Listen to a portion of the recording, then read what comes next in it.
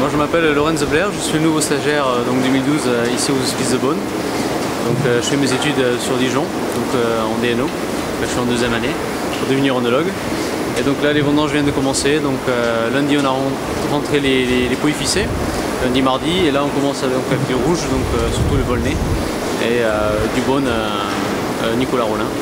Donc voilà, pour l'instant ça se présente assez bien, donc c'est assez beau. Il y a une petite quantité, donc il y a une manque de quantité, mais sinon la qualité est là. Il n'y a pas grand chose à trier, et voilà, tout a l'air bon.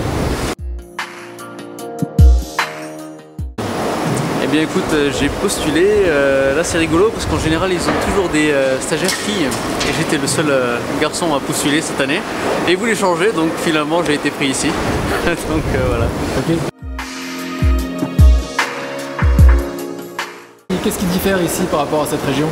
Bah écoute, déjà le cépage, parce que déjà nous on est pas en monocépage comme ici. Ici donc il n'y a que du pinot, et après pour le blanc il n'y a que du chardonnay. Chez nous il y a aussi du grenache plus de syrah. Après plus d'autres cépages annexes si on a envie, donc comme le Mourvèdre, Cinsault, Carignan. Pareil que le blanc, c'est pas du monocépage, c'est également plusieurs cépages qu'on peut mélanger. Et ce qui est intéressant ici, c'est de voir en fait le phénomène terroir en fonction des différentes parcelles. Et en fait, chaque appellation a sa particularité, donc ça c'est intéressant de voir tout ça. D'accord. Et comment ça se travaille en vinification justement des parcelles comme ça?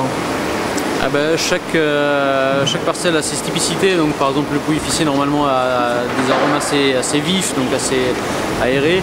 Là cette année c'est un peu différent, mais normalement on essaie de faire des préfermentaires à froid, extraire pas mal d'arômes, des choses comme ça, et après on met en fût et on laisse la fermentation se faire petit à petit, donc tout dépend en fait de la cuvée.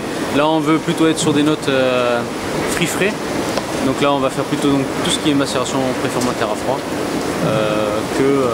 après des arômes plus lourds, des fruits plus mûrs. Dans ce cas il faut attendre, de toute façon là on est en vendange assez précoce. Si on attend encore une semaine, là on va être sur d'autres arômes. Donc là on privilégie en fait tout ce qui est arôme frais. Donc c'est pour ça maintenant la rentrée, tout ça. Je crois que tout le monde fait exactement la même chose, donc c'est... Ok.